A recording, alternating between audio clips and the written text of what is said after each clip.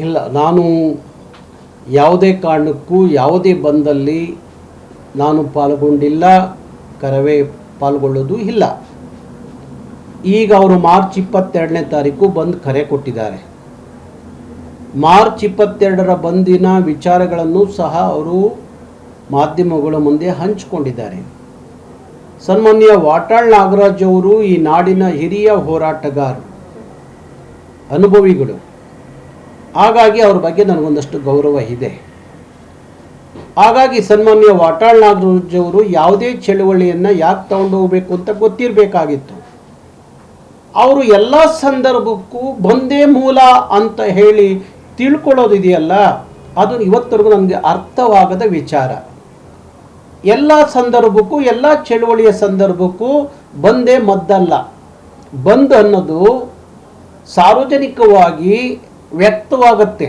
ಇಲ್ಲ, ಇಂಥ ಕಾಲಕ್ಕಿಡೀ ಕರ್ನಾಟಕ ಬಂದಾದರೆ ಈ ಸಮಸ್ಯೆಗೆ ಪರಿಹಾರ ಸಿಗುತ್ತೆ, ಸರ್ಕಾರಗಳು ಎಚ್ಚೆತ್ತುತ್ತವೆ, ಸರ್ಕಾರಗಳು ಪರಿಹಾರ ಹುಡುಕ್ತಾರೆ ಅನ್ನೋದು ಅದು ಸರಿ. ಆದರೆ ಎಲ್ಲ ಸಂದರ್ಭಕ್ಕೆ ಬಂದು ಅಂತ ಹೇಳುವಂಥದ್ದು, ಬಂದು ಮಾಡೋದು ಅಷ್ಟು ಸುಲಭ ಇಲ್ಲ.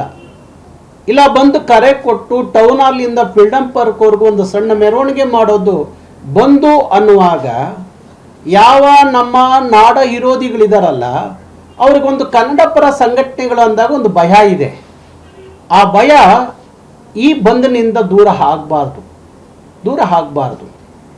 ಬಂದು ವಿಫಲವಾದಾಗ ನಮ್ಮಂಥ ಹೋರಾಟಗಾರರಿಗೆ ಅದೊಂದು ದೊಡ್ಡ ಅವಮಾನ. ಯಾಕೆಂದರೆ ಇಡೀ ಅಷ್ಟೊಂದು ಸಂಘ ಸಂಸ್ಥೆಗಳು, ಅವರು ಹೇಳ್ತಾರೆ ಸಾವಿರಾರು ಸಂಘಟನೆಗಳು ಅಂತೇಳಿ, ಸಾವಿರಾರು ಸಂಘಟನೆಗಳು ಕರೆಯುವ ಬಂದು ಎಲ್ಲ ಸಂದರ್ಭಕ್ಕೂ ಸಕ್ಸಸ್ ಆಗಬೇಕಲ್ಲ.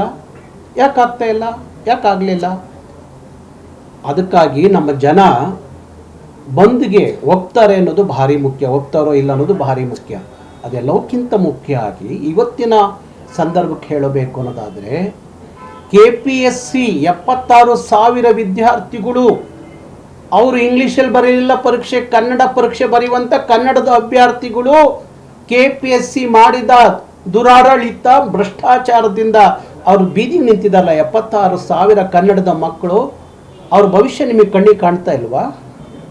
ಅದು ಅಗತ್ಯ ಈ ಸಂದರ್ಭಕ್ಕೆ ಅಂತ ಅನಿಸ್ಲಿಲ್ವಾ?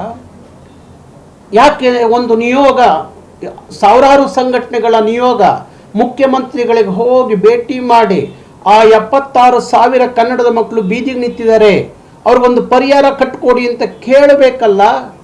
ಅದನ್ನು ಮಾಡದೆ ಇವತ್ತು ಮಾತಿ ಮುಂಚೆ ಬಂದು ಕೊಡುವಂಥದ್ದು. ಇವತ್ತು ಈ ಕರ್ನಾಟಕದಲ್ಲಿ ಬೆಳಗ್ಗೆಯಿಂದ ಸಂಜೆವರೆಗೂ ಕೂಲಿ ಮಾಡಿ ರಾತ್ರಿ ಹೊಟ್ಟೆ ತುಂಬಿಸ್ಕೊಳ್ಳುವಂಥ ಲಕ್ಷಾಂತರ ಮಕ್ಕಳು ಈ ನೆಲದಲ್ಲಿ ಇದ್ದಾರೆ. ಒಂದು ಬಂದು ಕರೆ ಕೊಟ್ಟಾಗ ಸಾವಿರಾರು ಕೋಟಿ ಒಂದು ದಿನಕ್ಕೆ ನಷ್ಟ ಆಗುತ್ತೆ ಕರ್ನಾಟಕದ ಖಜಾನೆಗೆ. ಇದೆಲ್ಲ ಅರ್ಥ ಮಾಡ್ಕೋಬೇಕಲ್ಲ. ಚಳುವಳಿಗೆ ಅನೇಕ ಪ್ರಕಾರಗಳು, ಅನೇಕ ಮಾರ್ಗಗಳಿದ್ದಾವೆ ಮಾಡೋದಕ್ಕೆ. ಮಾಡೋಣ, ಆ ಚಳುವಳಿಗಳನ್ನ ತಗೊಂಡು ಹೋಗೋಣ. ಯಾವತ್ತು ಕರ್ನಾಟಕದ ಜನ ಈ ಸಂದರ್ಭಕ್ಕೆ, ಈ ಬಂದಿಗೆ ಬಂದು ಕರೆದ್ರೆ ಒಳ್ಳೆಯದು ಅಂತ ಒಂದು ಧ್ವನಿ ಕೇಳಿ ಬರುತ್ತೆ ಕರ್ನಾಟಕದಲ್ಲಿ.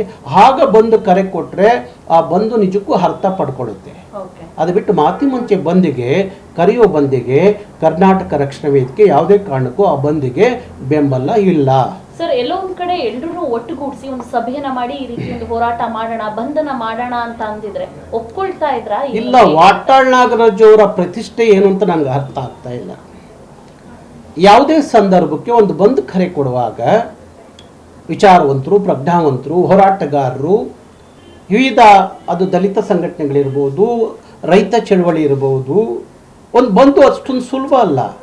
ಅವರ ಜೊತೆಯೆಲ್ಲ ಒಂದಷ್ಟು ಕುಂತು ಮಾತಾಡಿ, ಒಂದಲ್ಲ ಎರಡಲ್ಲ 3 ಸಭೆಗಳು ಮಾಡಿ ಒಂದು ಸಂದರ್ಭಕ್ಕೆ ಅದರ ಅಗತ್ಯ, ಬಂದಿನ ಅಗತ್ಯ ಇದೆ ಅನ್ನೋದು ಸಭೆಯಲ್ಲಿ ಕೇಳಿ ಬಂದಾಗ ಅದಕ್ಕೊಂದು ದಿನಾಂಕ ನಿಗದಿ ಮಾಡಿದ್ರೆ ಅದೇನು ಸರಿ ಅಂತ ಅನಿಸ್ಬೋದು.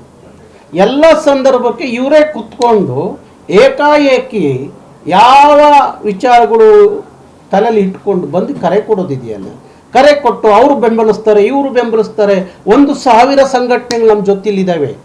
1,000 ಸಂಘಟನೆಗಳು ನಿಮ್ಮ ಜೊತೆಯಲ್ಲಿ ಇರುವಾಗ ಫ್ರೀಡಮ್ ಟೌನ್ ಹಾಲಿಂದ ಫ್ರೀಡಮ್ ಪಾರ್ಕ್ಗೆ ಮೆರವಣಿಗೆ ಮಾಡ್ತಿರಲ್ಲ, ಅವಾಗ ಎಷ್ಟು ಸಾವಿರ ಜನ ಇರಬೇಕು? ಎಷ್ಟು ಸಾವಿರ ಜನ ಇರಬೇಕು? ಸಾವಿರಾರು ಸಂಘಟನೆಗಳು ಬೆಂಬಲಿಸುವಾಗ ಎಷ್ಟು ಸಾವಿರ ಕನ್ನಡಿಗರು ಆ ರ್ಯಾಲಿಲಿ ಇರಬೇಕು, ಅರ್ಥ ಆಗಬೇಕಲ್ವ ಇದು? ಯಾಕೆ ಅರ್ಥ ಆಗೋದಿಲ್ಲ ಬಂದ್ ಕರೆ ಕೊಟ್ಟವ್ರಿಗೆ? ಅದಕ್ಕೋಸ್ಕರ ಹೇಳ್ತಾ ಇದ್ದೀನಿ, ಯಾವ ಪಕ್ವವಾದ ಕಾಲಕ್ಕೆ ಕೊನೆಯ ಹಂತಕ್ಕೆ ಬ್ರಹ್ಮಾಸ್ತ್ರ ಅಂತೇಳಿ ಬಂದನ್ನು ಬಳಸಬೇಕು ಹೊರತು ಮಾತಿಗೆ ಮುಂಚೆ ಬಂದ್ ಕರೆ ಕೊಡೋದು, ಬಂದನ್ನು ಮಾಡಬೇಕು ಅಂತ ಹೇಳೋದು ಅದು ಸರಿಯಲ್ಲ. ಹಾಗಾಗಿ ಇಂಥ ಬಂದಿಗೆ ಕರ್ನಾಟಕ ರಕ್ಷಣಾ ವೇದಿಕೆ ಬೆಂಬಲ ಇಲ್ಲ. ಓಕೆ